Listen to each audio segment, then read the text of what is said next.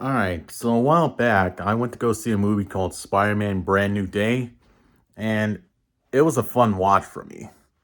It was a bit more slow paced and more melancholy than the first three MCU Spider Man films, but it definitely works to this film's advantage, given that there are two major conflicts that happen within the film.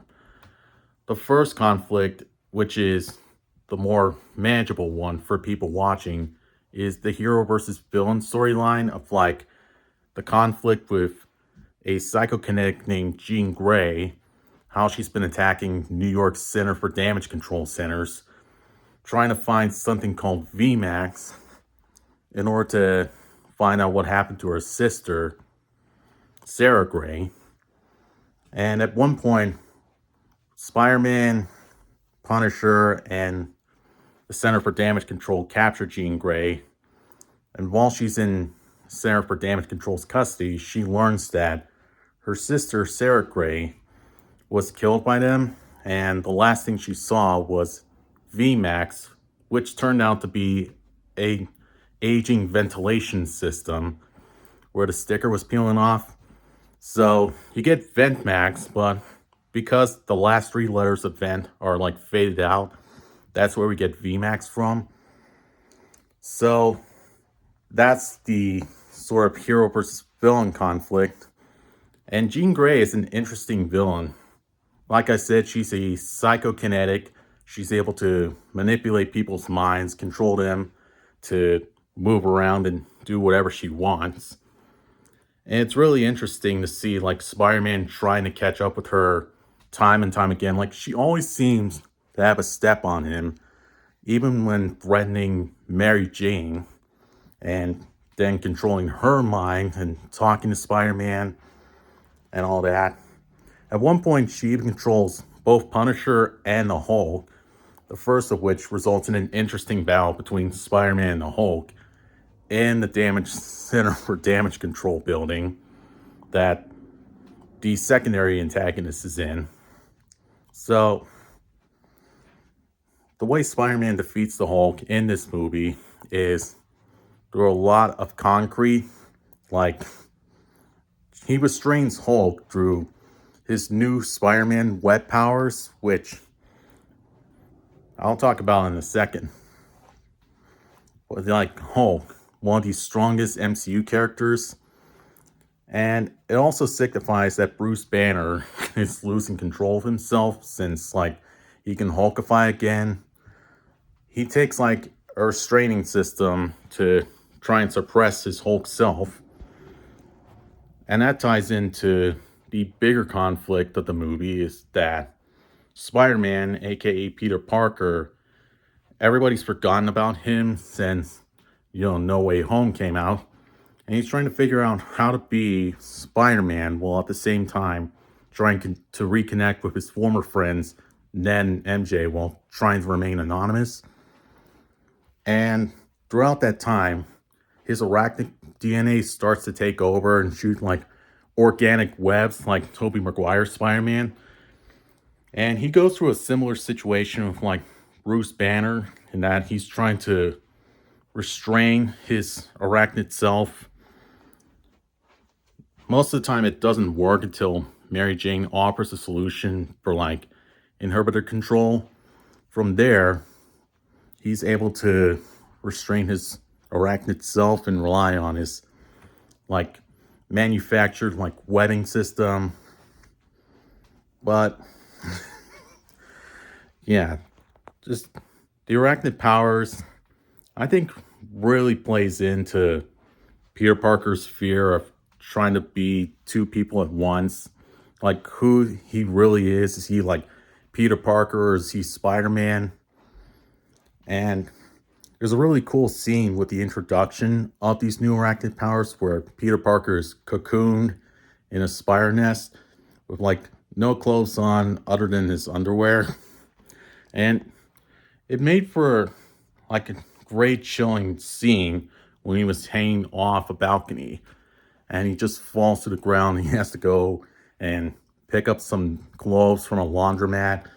And one girl's like, "Oh, is that my clothes?" And he's just like, "No." Then he walks out of the elevator. confused stares from the girl, like, oh, that's supposed to be my clothes. I just went to go to the laundromat to pick them up. Why is he wearing my clothes? So, yeah. And towards the end, like, when Spider-Man confronts Jean Grey for, like, one last time, while she has everybody in the Center for Damage Control on a psychotic lockdown, like, her mind just, like, flares out, and she's able to, like, psychotically lock everybody in New York within, like, I want to say, like, a 50-mile radius in a psychosis lock. Spider-Man's the only one moving about, and he has to face, like, mind control ninjas and other staff from the Center of Damage Control in order to get to Jean Grey. And she poses a question to him as he's losing, like, who are you really? Are you Peter Parker or are you Spider-Man? And at that point, Peter Parker, Spider-Man, he takes off the mechanical webbing and fully embraces the new arachnid webbing that he's given. And he's just like, I'm both. And that allows him to move with, like, clearer movement. Like, his webbing becomes more powerful in that moment.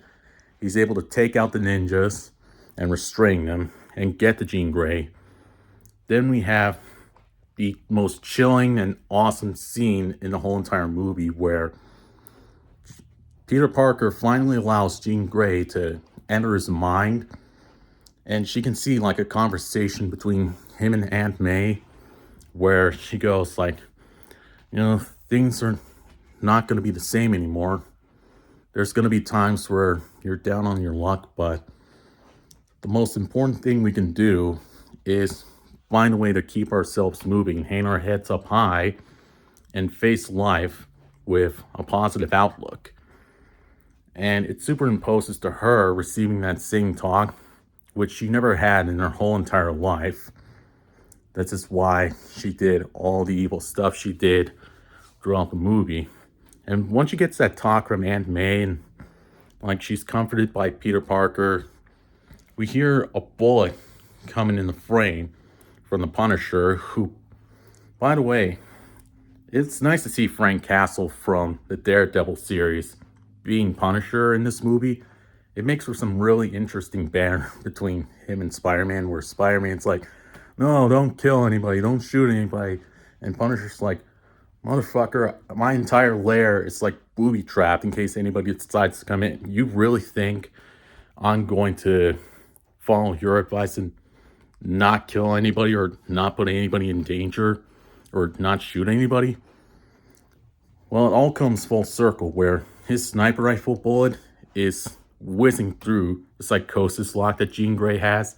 It's aimed towards her, but Peter Parker, in the most heroic thing he can do, he sacrifices himself. He puts himself in way between Jean Grey and the bullet. He takes the bullet for her, and it leads in, like, a sad, melancholy moment where Jean Grey snaps out of, like, her psychosis lock and tries to help Peter Parker out. She uses his power to keep himself alive while the Punisher transports him to the hospital. And in the very next scene, we see Punisher putting on the Spider-Man mask while he's in the hospital, assuring the public that he's all right. And as for Jean Grey, she's so guilt-driven by what she's done, she leaves New York entirely. And this allows for Spider-Man to continue on. Even the chief of police tells him, like, hey, you're going through, like, a tough time, you're critically injured, might as well recover while we handle crime from here on out. And this allows him the chance to reconnect with Ned, where in the final scene of the movie, we see Peter Parker and Ned doing, like, a handshake fist bump routine that they did throughout the first two movies in the MCU Spider-Man, like, quadrilogy at this point. And something about this handshake, like, jogs a memory inside Ned's mind. And the last thing we hear from him is Peter, in a surprised and almost happy tone, that seems to signify that there's going to be a fifth Tom Holland movie coming out pretty soon, where Peter Parker, with his new Spider powers, is going to fully reconnect with Ned and MJ. They can't go back to being the friends they were, but they could start a new friendship and have it natural and connect through there. So I'm really hoping that we do get that fifth Tom Holland movie. I mean, this movie was such a fun watch that it makes me wish that we have a pentalogy instead of a quadrilogy, because that would be awesome to see. Like, one more action-packed Spider-Man movie from Tom Holland where he's reconnecting with Ned and MJ and also fighting a bigger criminal than, like, say, the Scorpion or even Tombstone. Like, I really want to see that now. This movie was so awesome that it makes me wish we had a fifth Spider-Man movie coming soon. So yeah, and especially with this movie now being presented in IMAX, I recommend seeing it in an IMAX theater, and you're gonna have a lot of fun with it, trust me. So overall, I give Spider-Man Brand New Day a 9.5 out of 10.